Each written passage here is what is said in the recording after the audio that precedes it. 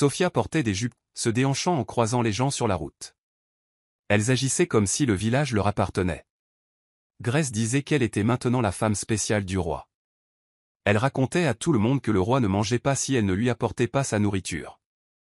Elle disait que bientôt, le roi renverrait toutes ses autres épouses et l'annoncerait comme la nouvelle reine. Sofia, de son côté, affirmait que son amant marié lui donnait de l'argent chaque semaine. Elle racontait aux gens qu'il lui avait acheté un nouveau téléphone, même si l'écran était fissuré et qu'il n'y avait pas de carte SIM à l'intérieur. Un après-midi, elle allait au marché.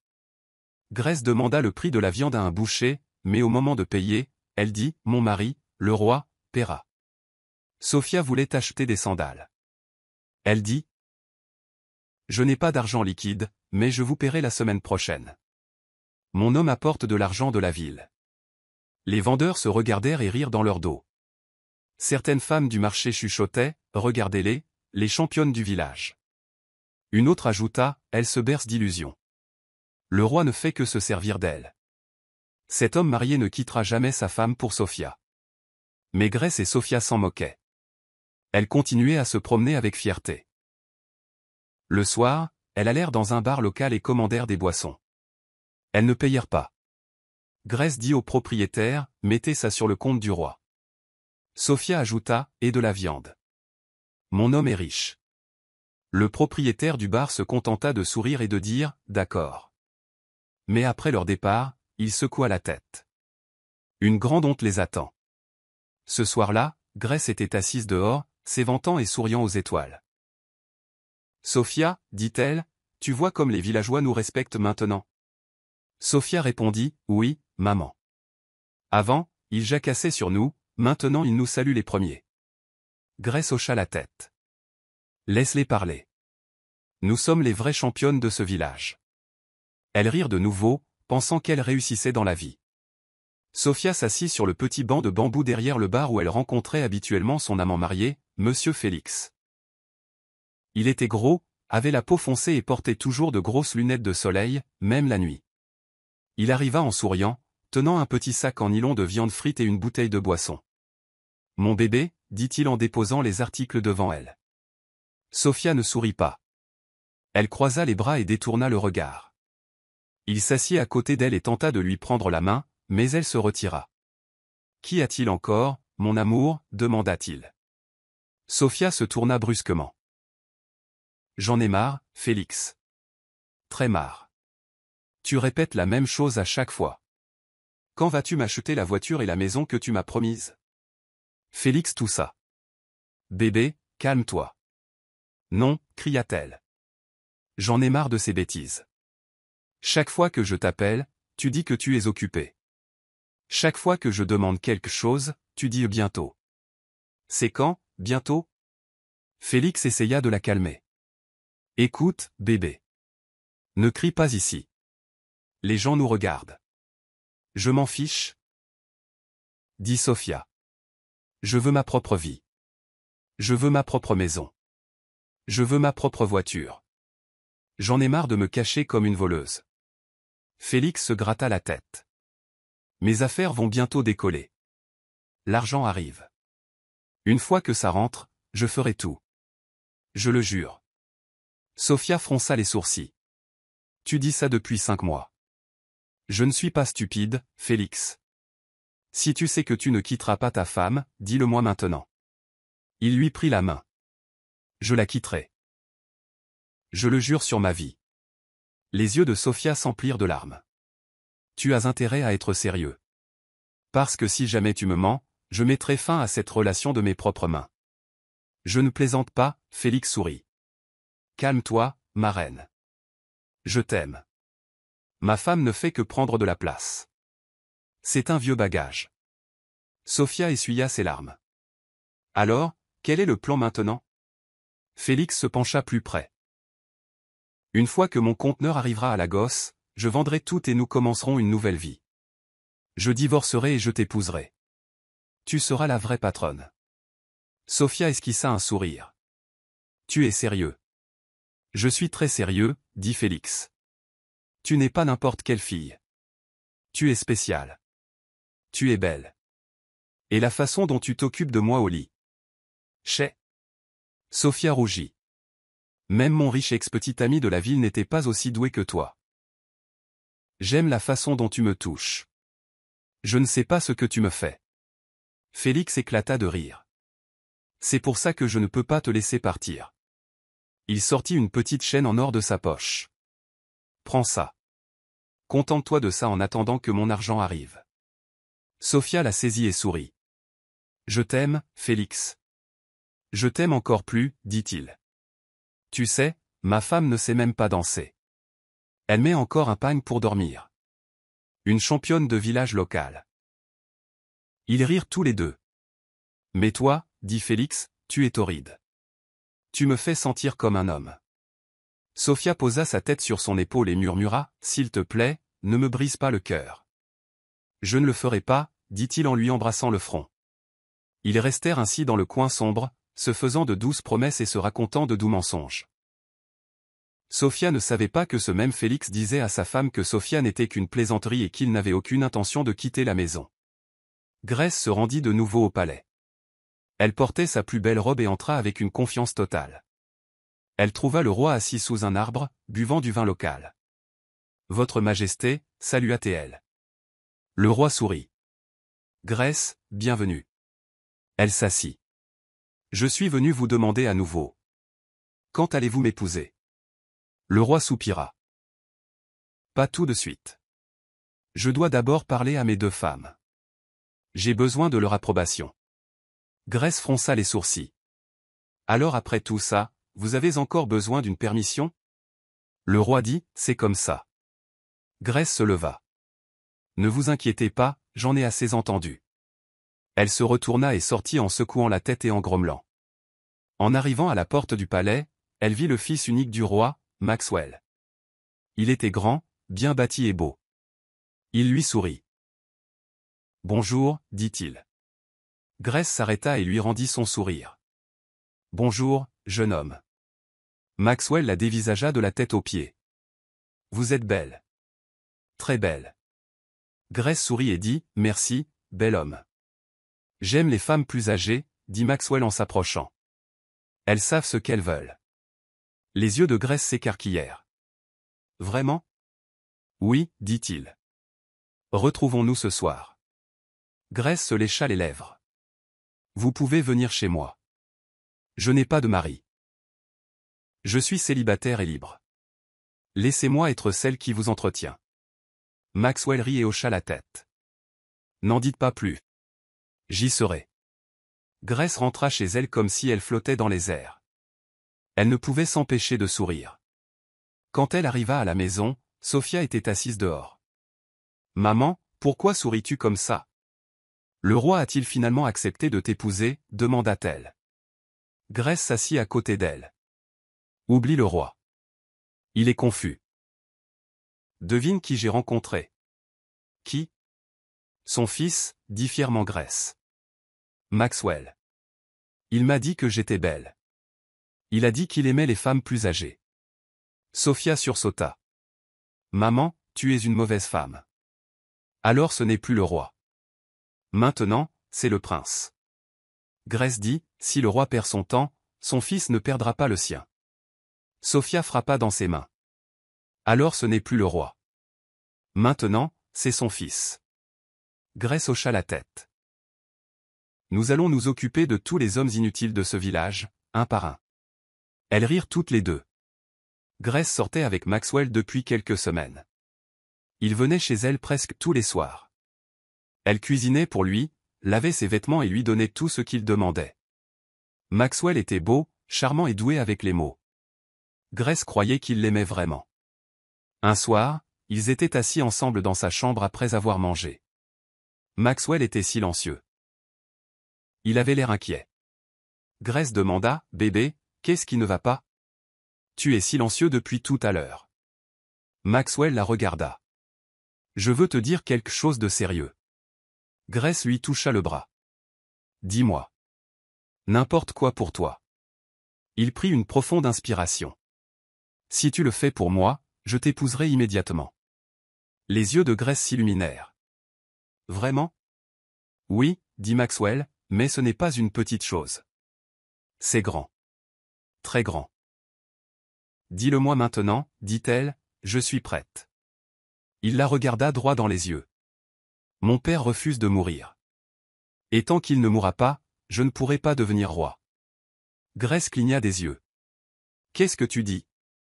Je veux être roi, Grace, dit Maxwell lentement, et j'ai besoin de ton aide. Grace fronça les sourcils. Quel genre d'aide? Il se pencha plus près. Je veux que tu m'aides à le tuer. Grace sauta du lit. Jésus, quoi? Baisse la voix. L'avertit Maxwell. Elle le regarda avec peur. Tu veux tuer ton père? J'en ai marre d'attendre, dit Maxwell. Il est vieux. Il est faible, mais il refuse de partir. Il ne veut pas céder le trône. Je l'ai supplié. J'ai essayé de le convaincre. Il n'écoute pas, Grace se prit la tête entre les mains. Non, je ne peux pas faire ça. Jamais. Maxwell se leva. Alors après tout ce que j'ai fait pour toi, c'est ce que j'obtiens. S'il te plaît, ne parle pas comme ça. Dit Grace. Je t'aime, mais pas de cette façon. Il se tourna pour partir. Alors, c'est fini entre nous. Je vais rompre avec toi. Grace paniqua. Non, s'il te plaît, bébé. Ne dis pas ça. Je vais y réfléchir. Maxwell sourit et revint vers elle. C'est mon bébé. Je savais que tu ne me décevrais pas, Grace hocha lentement la tête, son cœur battant la chamade. J'ai juste besoin de temps pour réfléchir. Il l'embrassa sur le front. Réfléchis vite. Je suis sérieux. Cette nuit-là, après le départ de Maxwell, Grace s'assit seule dans le noir, en sueur. Ses mains tremblaient. Son cœur était lourd. Elle ne savait pas quoi faire. Si elle disait non, elle le perdrait. Si elle disait oui, elle risquait de tout perdre. Pendant ce temps, en ville, la vie avait changé pour Richard. Depuis son départ du village avec Daniel, les choses étaient paisibles. Il se concentra sur ses affaires et, lentement, recommença à sourire. Un soir, il rencontra une belle jeune femme nommée Anita. Elle était calme, respectueuse et travailleuse. Ils se sont rencontrés dans un supermarché lorsqu'elle l'aida à ramasser son sac tombé. Une conversation en entraîna une autre et ils commencèrent à se voir souvent. En quelques semaines, ils devinrent proches. Anita venait l'aider pour la cuisine et le ménage. Elle traitait Daniel comme un petit frère. Elle ne se souciait pas de l'argent de Richard. Elle aimait son cœur. Daniel remarqua le changement chez son père. Richard riait plus, s'habillait mieux et paraissait plus jeune. Un samedi matin, Daniel s'assit avec son père dans le salon. « Papa, dit Daniel. »« Oui, mon fils. »« Quand vas-tu te marier ?» Richard sourit. « Me marier? D'où ça vient ?» Daniel avait l'air sérieux. « Je vois comment tu regardes Anita. Tu l'aimes bien. » Richard gloussa. « Oui, c'est vrai. C'est une bonne femme, mais j'ai encore besoin de temps. » Daniel hocha la tête. « À cause de maman ?» Richard soupira et détourna le regard. « Oui. Ta mère a fait son choix. Elle nous a quittés et a suivi son propre chemin. » Daniel fit une pause. « Mais penses-tu encore à elle ?» Richard resta silencieux un instant. « Oui. Non pas que je veuille qu'elle revienne, mais parce que je lui faisais confiance. J'ai construit une vie avec elle et elle a tout jeté par la fenêtre. » Daniel regarda son père dans les yeux. « Papa, lui pardonneras-tu un jour ?» Richard respira profondément. « Oui, je pardonnerai, mais je n'oublierai jamais. » Daniel posa sa main sur l'épaule de son père. « Tu es un homme fort, papa. Je suis fier de toi. » Richard sourit et toucha la main de Daniel. « Merci, mon fils. Tu as été ma plus grande bénédiction. » Daniel lui rendit son sourire. « Tu mérites d'être heureux. Anita est gentille. Peut-être quel est le nouveau départ dont tu as besoin. » Richard hocha lentement la tête. « Peut-être. Mais je ne vais pas me précipiter. Cette fois, j'irai étape par étape. » Ils restèrent assis en silence, sirotant un thé chaud, regardant le soleil se lever depuis le balcon. Pour la première fois depuis longtemps, la paix remplissait la maison.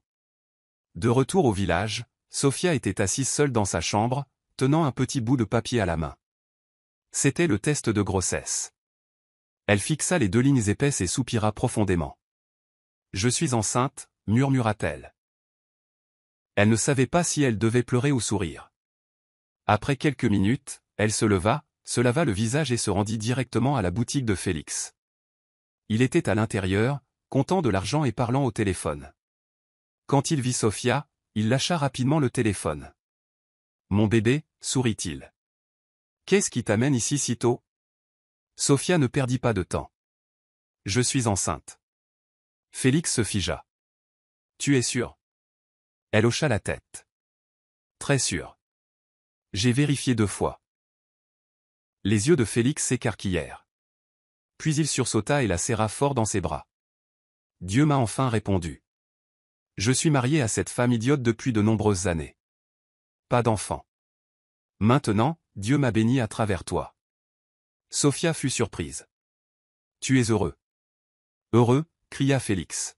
« J'ai envie de danser. Tu portes mon enfant et c'est tout ce qui compte. Garde-le, mon amour. Cet enfant sera mon héritier. » Sofia sourit doucement. « Mais bébé, je ne veux pas de cette femme à la maison. » Félix hocha la tête rapidement. « Fait. Elle quitte ma maison demain. Tu emménageras. » Sofia était sous le choc. « Vraiment ? » « Oui, dit-il. Elle n'a rien à dire dans ma vie. Elle n'ose pas ouvrir la bouche. Je suis l'homme de la maison. Toi et mon bébé êtes mon avenir maintenant. » Sofia le serra fort. « Merci bébé. Je ne te décevrai pas. » Plus tard dans la soirée, Sofia se précipita à la maison et raconta tout à sa mère. « Maman, je suis enceinte », cria-t-elle. Grèce sursauta. « Quoi ? » Pour Félix, ajouta Sofia en souriant. Grèce frappa dans ses mains. « C'est ma fille. Tu as bien fait. Maintenant, ton avenir est assuré. » Sofia rit. Il a dit que sa femme partait demain et que j'emménagerais. Grèce hocha la tête fièrement. Félix s'en sort bien. Il a des terres, une boutique et du respect. Il prendra soin de toi. Sofia regarda sa mère. Et toi et le prince ? De bonnes nouvelles ? Grèce sourit et posa sa main sur sa poitrine. Très bientôt, ma fille. Très bientôt, il m'épousera. Et je lui donnerai 4 enfants. Sofia la taquina. Maman, n'es-tu pas trop vieille pour tomber enceinte à ton âge ? Grèce fronça les sourcils d'un air enjoué. Veux-tu bien te taire ? Occupe-toi de tes affaires. L'amour n'a pas d'âge.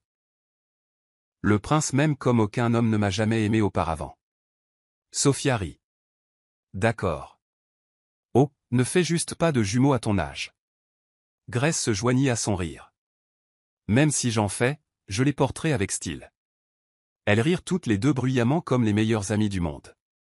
Grèce dit, très bientôt, nous serons toutes les 2 mariées.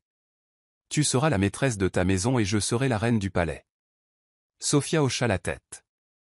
Maman, notre heure est venue. Mais devant la porte, une femme qui passait entendit tout. Elle secoua la tête et marmonna, 2 chèvres qui dansent au bord d'une falaise. Elles ne savent pas qu'elles sont sur le point de tomber. Mais Grèce et Sofia n'étaient pas dérangées. Pour elles, la vie était douce. Et demain s'annonçait radieux. C'est du moins ce qu'elle pensait. Sofia avait maintenant emménagé dans la maison de Félix. Sa première femme était partie. Il l'avait chassée sans préavis et Sofia avait pris sa place. Elle arrangea la chambre à sa guise, y installa ses vêtements et commença à se faire appeler la maîtresse de maison. Au début, tout était doux. Félix lui donnait de l'argent chaque matin avant d'aller à sa boutique. Il disait, achète à manger, prépare quelque chose de bon, repose-toi bien. Prends soin de mon bébé. Sofia souriait et disait, oui, bébé. Je t'aime. Mais au fil des jours, les choses commencèrent à changer. Félix rentrait fatigué, en sueur et affamé. Il ouvrait la marmite, vide. Il regardait la table, rien. Sofia, criait-il. Elle sortait lentement de la chambre, se tenant le ventre. Oui. Où est la nourriture ? demandait Félix. Elle fronçait les sourcils. Ne sais-tu pas que je suis enceinte? J'étais fatigué. Mais je t'ai donné de l'argent, criait-il. J'en ai utilisé une partie. Je me suis acheté quelque chose. Je me suis endormi. Félix secoua la tête et sortit, affamé et en colère. La même chose se produisit le lendemain et le surlendemain. Parfois, elle mentait en disant que le bois de chauffage était mouillé. D'autres fois, elle disait qu'elle avait des vertiges. Mais la plupart du temps, elle ne voulait tout simplement pas cuisiner. Félix en eut finalement assez. Un soir, il rentra à nouveau et ne vit pas de nourriture. Il jeta son sac par terre. « Sophia, es-tu la première femme à tomber enceinte ?» Elle sortit en colère. « Quel est encore ton problème? Je travaille dur chaque jour pour subvenir à tes besoins et à ceux de l'enfant à naître, et tu ne peux même pas cuisiner. Ma première femme n'était pas comme ça. » Sophia lui cria, « Au diable, toi et ta stupide première femme. Peut-être qu'elle était ton esclave, mais pas moi. » Les yeux de Félix s'écarquillèrent. « Ne l'insulte pas.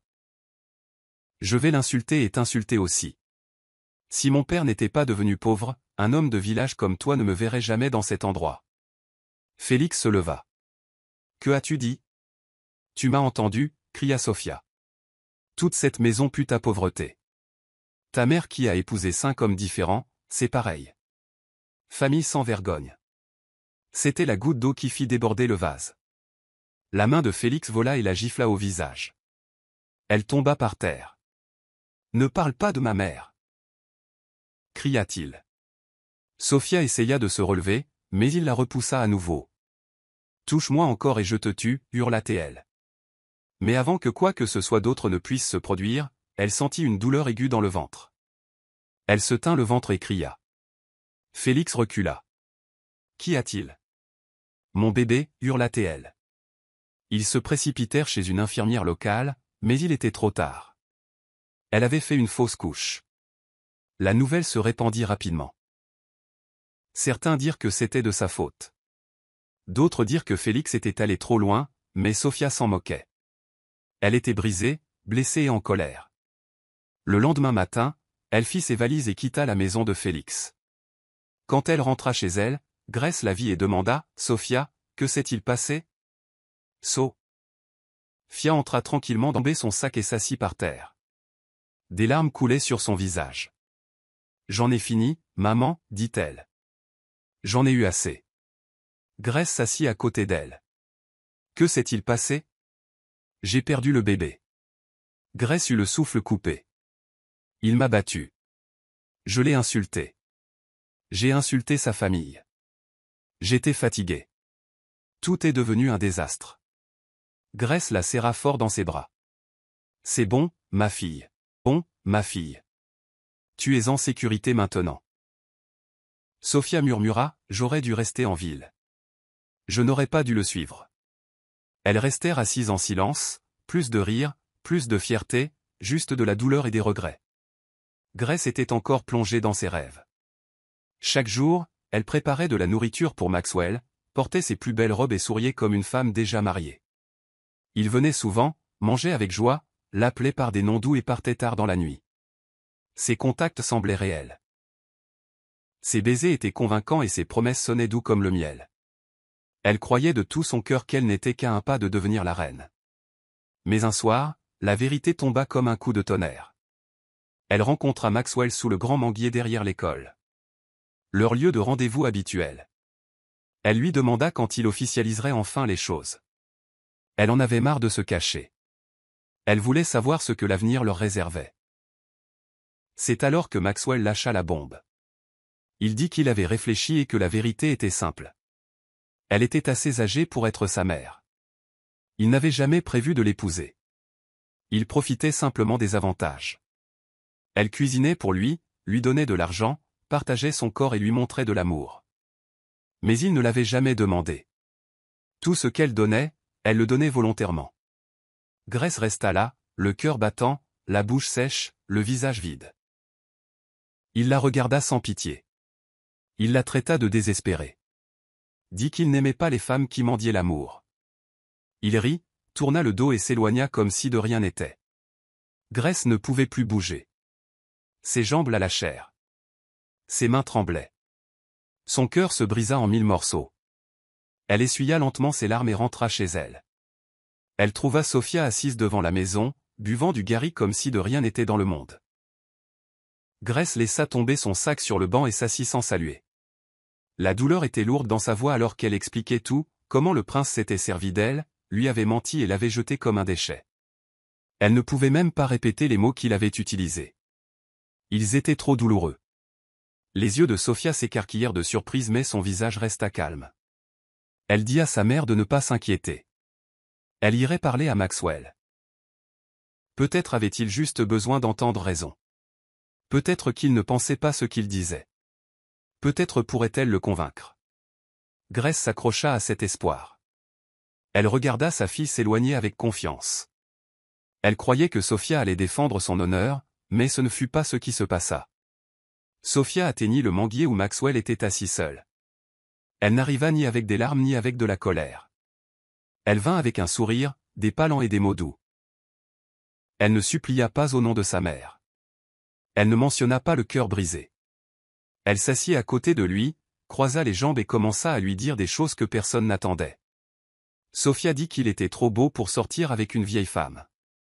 Elle lui demanda s'il était aveugle pour ne pas avoir vu sa beauté pendant tout ce temps. Elle lui dit qu'elle était amoureuse de lui depuis longtemps, avant même que sa mère ne le remarque. Sophia dit que sa mère était finie, démodée, trop vieille pour gérer un homme comme lui. Maxwell rit. Ses paroles flattaient son ego. Il lui dit qu'elle avait raison. Il les aimait jeunes, intelligentes et belles. Il dit qu'il n'avait jamais aimé Grace, pas même un seul jour. Son plan était de l'utiliser pour tuer son père, prendre le trône et devenir roi. Mais comme Grace refusait de l'aider, elle lui était inutile. Maintenant, il avait changé d'avis. Sophia était meilleure, jeune, belle et prête.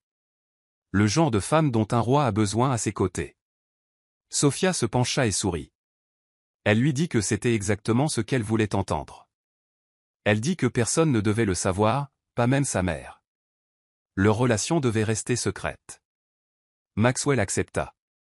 Il lui dit que le roi était déjà malade et qu'il mourrait très bientôt. Une fois parti, le trône serait à lui. Et Sophia deviendrait reine. Ils scellèrent le secret par un baiser silencieux derrière le manguier. Sophia rentra chez elle ce soir-là avec un visage impassible. Elle ne mentionna pas ce qui s'était passé. Elle entra dans la chambre, aida sa mère à s'allonger et lui apporta même de l'eau pour rafraîchir son front. Grace sourit faiblement, croyant toujours que sa fille se battait pour elle. De retour en ville, un mariage discret eut lieu. Richard avait tourné la page. Après de nombreux mois de paix, de travail acharné et de guérison, il se maria avec Anita, la gentille jeune femme qu'il avait soutenue quand personne d'autre ne le faisait. Daniel se tenait à côté de son père en ce jour spécial, souriant avec fierté. Il regarda son père dire « oui » avec de la joie sur le visage et son cœur fut comblé. Les invités applaudirent, la musique joua, Richard et Anita dansèrent comme deux personnes qui avaient trouvé la paix après la tempête. Daniel était heureux. Il voyait enfin l'homme qu'il avait connu autrefois, calme, respecté et aimé à nouveau. Pendant ce temps, de retour au village, le tonnerre était sur le point de gronder. Grace balayait la cour tôt le matin quand elle entendit deux jeunes filles parler au bord de la route. Elle chuchotait, riait et montrait sa maison du doigt. Elle resta immobile, balai à la main, écoutant attentivement. L'une d'elles dit, « Tu ne sais pas, Sophia et le prince sortent ensemble maintenant. » La seconde gloussa. « Cette fille est vraiment maligne. » Elle a décroché le gros lot, niveau palais. Le cœur de Grace manqua un battement. Sa main laissa tomber le balai sans qu'elle s'en rende compte.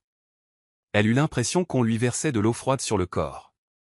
Les filles ne la regardèrent même pas.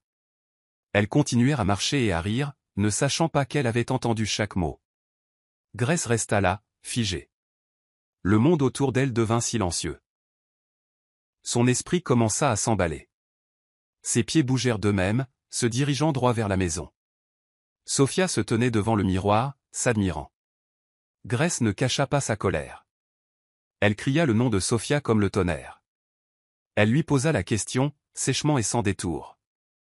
Sophia se tourna lentement, regarda sa mère, sourit et ne donna aucune excuse. Elle avoua avec audace. Elle dit oui. Elle sortait avec Maxwell maintenant. Elle rit et demanda si sa mère n'avait pas honte. Dit que Maxwell était trop jeune pour une vieille femme comme elle. Dit qu'il était maintenant à elle, corps et âme. Elle dit à sa mère d'aller trouver un vieil homme qui correspondait à son âge. Ou mieux encore, d'aller supplier son pauvre ex-mari de la reprendre. Sophia traita sa mère d'idiote pour avoir quitté son père juste parce qu'il avait perdu de l'argent, pour ensuite courir après un prince qui ne l'épouserait jamais. Le corps de Grace tremblait. La colère en elle était trop forte. Elle frappa dans ses mains et déchaîna sa fureur. Elle traita Sophia de fille inutile, de honte. Une fille sans bon sens ni honte. Elle lui rappela comment elle était tombée enceinte d'un homme marié et avait perdu l'enfant. Lui rappela comment ses camarades étaient à Lagos, Abuja et Port Harcourt, travaillant dans des bureaux, pendant qu'elle était ici au village, à courir après des jeunes hommes et des hommes mariés comme une traînée. Grace cria. « Tu es la digne fille de ton père paresseux, sans honte, sans avenir, juste de la poussière. » Sophia ne se tut pas. Elle fit face à sa mère avec des mots durs. Elle dit que Grace était jalouse parce qu'elle avait perdu. Que le prince lui appartenait maintenant. Que le passé était mort et enterré et qu'elle n'avait pas le droit de parler. Grace éleva à nouveau la voix. « Je ne laisserai jamais Maxwell pour toi. Jamais. » Sophia la regarda calmement, sourit et répondit. « Nous verrons bien. » La maison devint une zone de guerre. Deux femmes sous un même toit, du même sang. Sans amour. Le vent dehors était calme, mais à l'intérieur de leur maison, c'était le feu. Grace ne pouvait pas dormir. Après la dispute avec Sophia, son esprit bouillonnait. Elle ne pouvait supporter l'idée de perdre Maxwell au profit de sa propre fille. Sa fierté avait disparu. Sa honte n'avait plus d'importance. Son cœur ne désirait qu'une chose. Maxwell. Le lendemain, elle appela Maxwell pour une réunion secrète. Ils se rencontrèrent derrière l'ancien dispensaire du village, sous un grand arbre. Grace tremblait mais était sérieuse. Elle le regarda dans les yeux et lui dit qu'elle était prête à le faire. Elle tuerait le roi pour lui. Elle dit qu'elle ne supportait pas de le voir choisir Sophia. Elle lui dit qu'elle aimait la façon dont il la traitait au lit, la façon dont il touchait son corps, et qu'elle était prête à tout pour le garder. Maxwell sourit lentement. Il lui dit que si elle le faisait vraiment, il oublierait Sophia et l'épouserait après être devenu roi. Grace se sentit comme si elle volait. Elle allait enfin devenir la reine. Cette même nuit, Grace se faufila dans le palais. Elle savait que les gardes ne la laisseraient pas approcher du roi, alors elle utilisa son corps. Elle séduisit l'un des gardes, coucha avec lui et le supplia de l'aider à entrer secrètement dans la chambre du roi. Le garde stupide accepta. Mais quand elle arriva dans la chambre du roi, elle resta là pendant des minutes à regarder le vieil homme. Il dormait paisiblement, l'air faible et fragile. Les mains de Grace tremblaient. Elle ne pouvait pas le faire. Des larmes coulèrent de ses yeux. Elle se retourna et sortit en courant de la pièce. Elle ne perdit pas de temps. Elle se rendit directement à la cachette secrète de Maxwell et lui raconta tout. Comment elle avait déjà couché avec le garde. Comment elle avait essayé de le faire mais n'avait pas pu. Le visage de Maxwell changea. Il se leva lentement et la regarda sans émotion. À ce moment, Grace sut que quelque chose n'allait pas. Elle le supplia de comprendre, lui dit qu'elle avait tout fait par amour. Mais le lendemain matin, tout le village se réveilla avec une nouvelle choquante. Le roi était mort. Empoisonné. La panique était partout. Les gardes couraient dans tous les sens. Les chefs se rassemblèrent. Les gens pleuraient.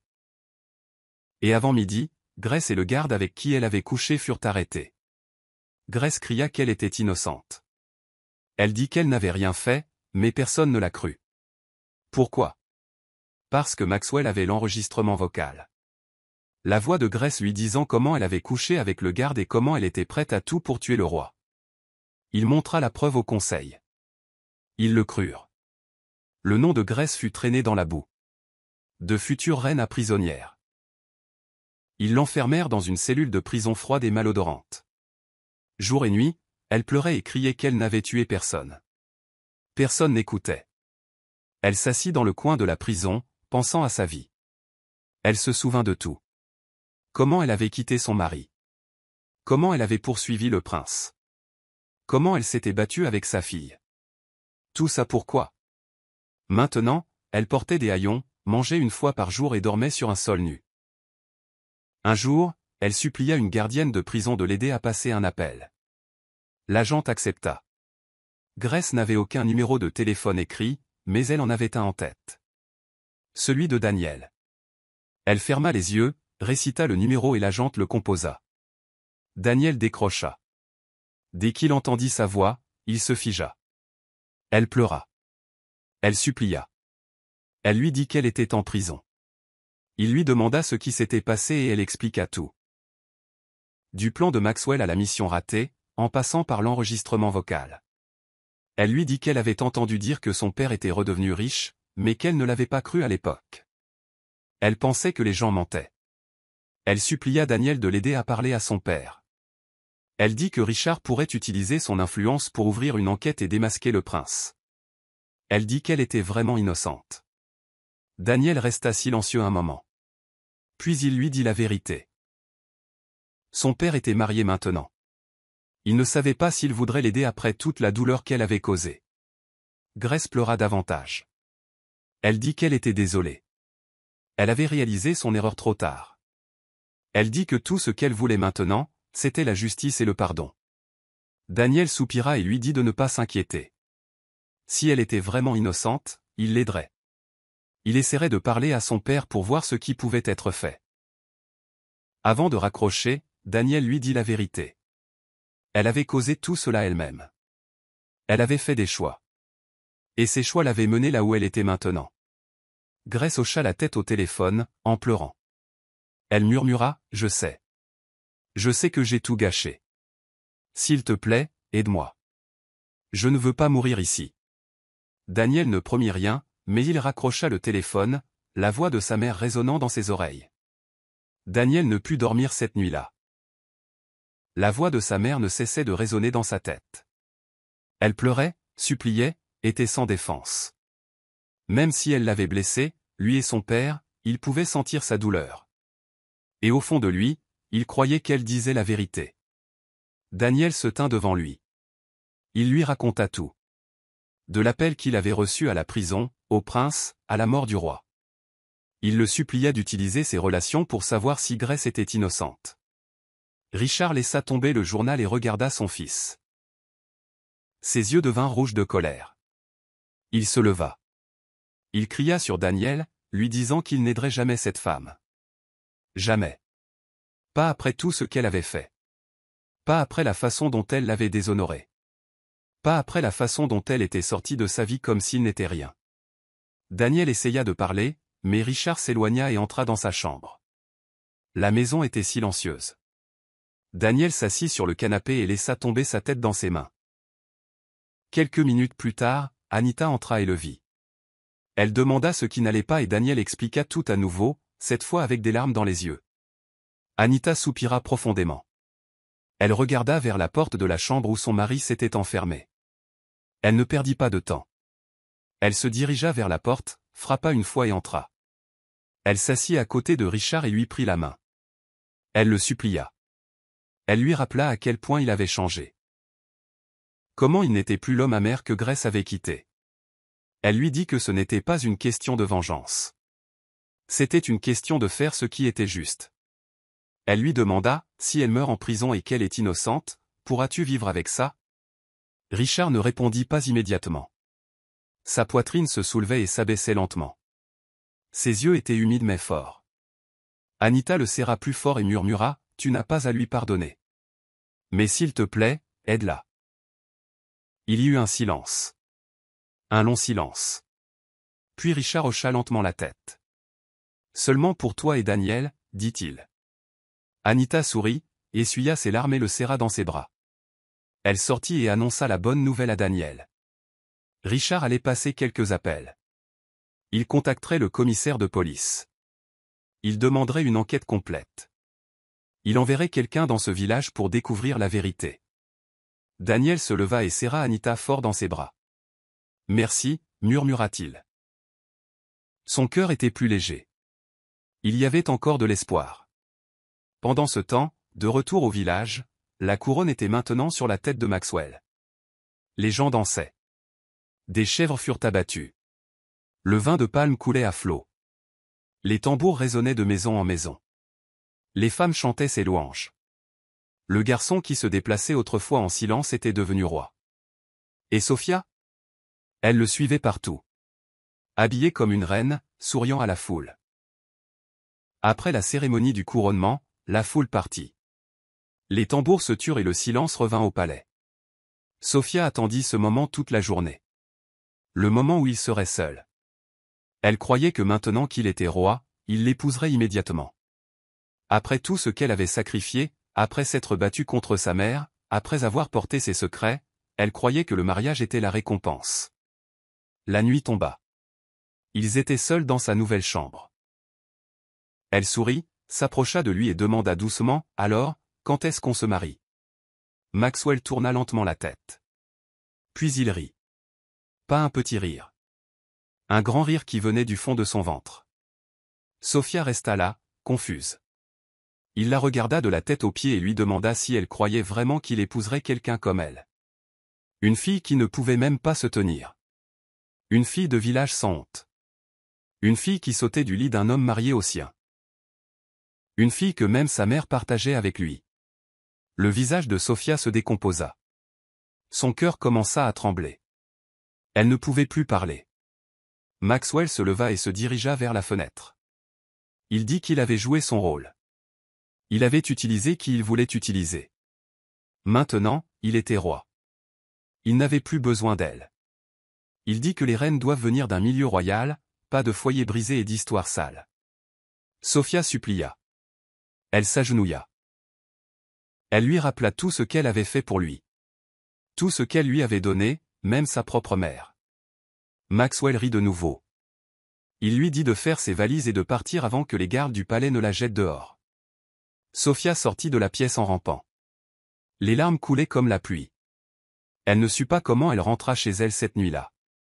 Elle s'enferma à l'intérieur, refusa de manger, refusa de parler. La même bouche qui avait autrefois insulté Grace restait maintenant silencieuse. Ses mains qui avaient autrefois poussé sa mère dehors, tenaient maintenant sa propre tête de honte. Le regret vint, lourd comme une montagne. Richard ne parla pas beaucoup après avoir entendu l'histoire de Grace. Il resta simplement assis sur le bord de son lit cette nuit-là. Les yeux fixés au sol, l'esprit loin. Elle avait fait ses erreurs.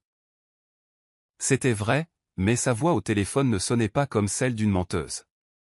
Elle sonnait comme une femme brisée par la chose même qu'elle pensait être l'amour.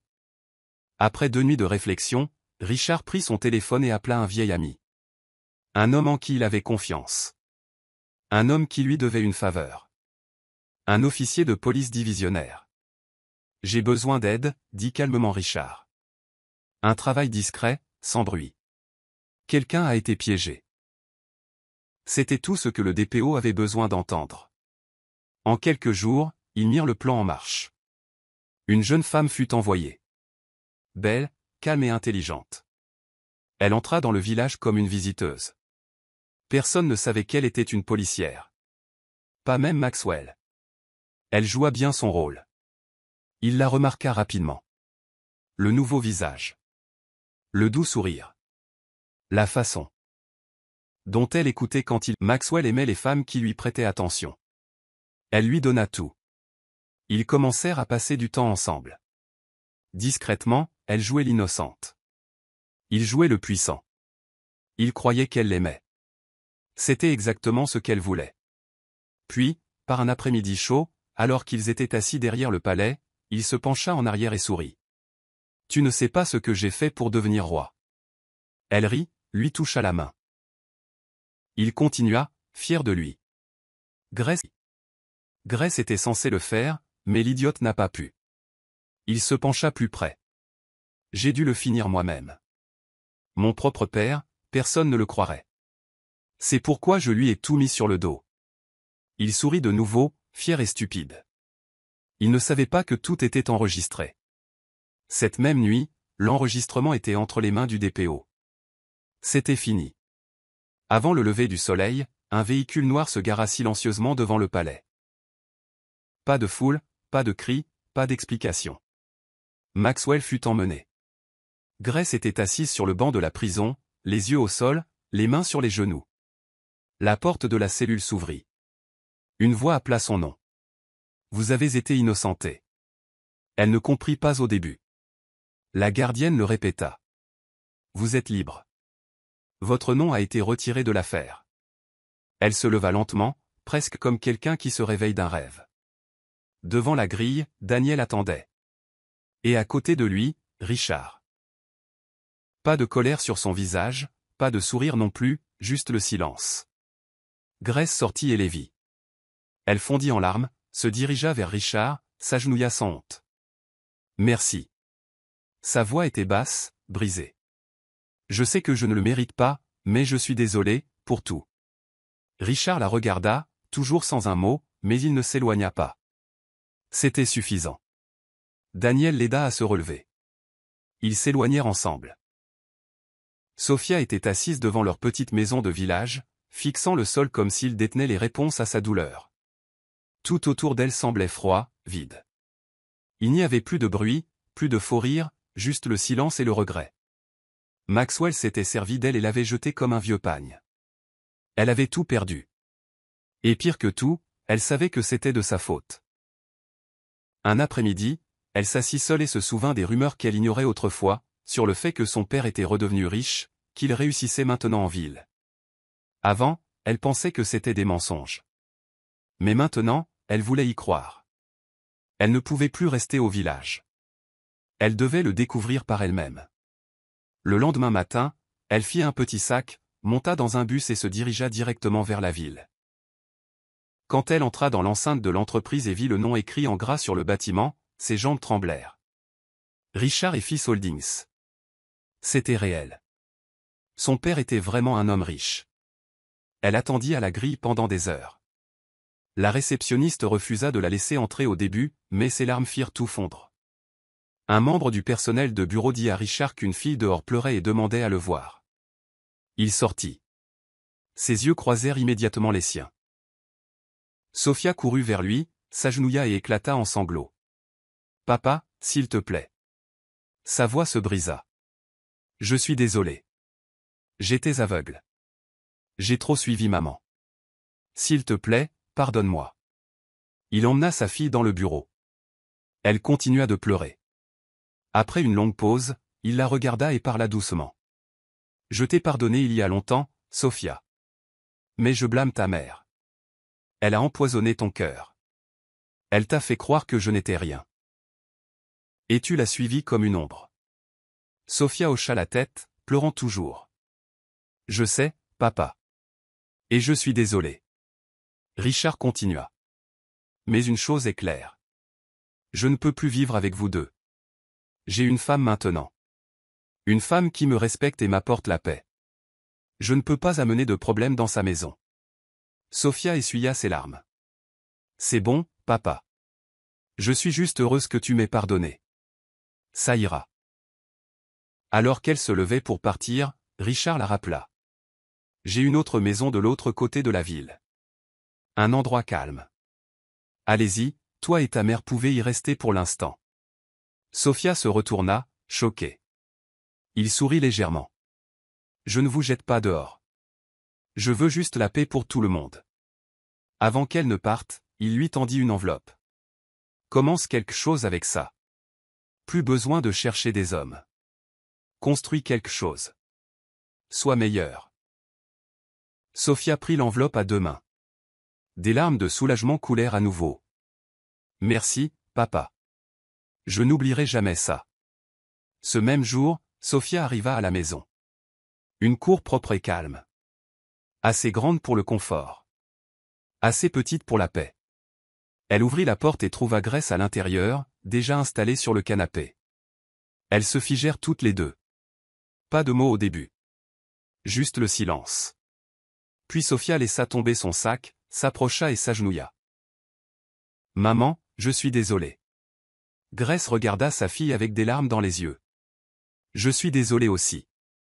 Je t'ai mal élevée. Je t'ai fait haïr ton propre père. Je t'ai fait croire que l'amour n'était qu'une question d'argent. » Elles se prirent dans les bras et pleurèrent. Grace essuya le visage de Sophia. « Si je pouvais remonter le temps, je changerai tout. Mais maintenant, tout ce que nous pouvons faire, c'est recommencer. Elles s'assirent ensemble, côte à côte, dans la maison qui venait de l'homme même qu'elles avaient autrefois rejeté. Non pas comme des ennemis, mais comme deux personnes brisées, essayant lentement de se reconstruire. Chers spectateurs, quelles leçons avez-vous tirées de ce conte dramatique? Nous aimerions connaître vos réflexions dans les commentaires ci-dessous. Si vous avez apprécié l'histoire, donnez-nous un pouce bleu, partagez-la avec vos amis et cliquez sur le bouton d'abonnement. N'oubliez pas d'activer les notifications pour ne jamais manquer nos dernières mises à jour. Merci d'avoir regardé et que Dieu vous bénisse.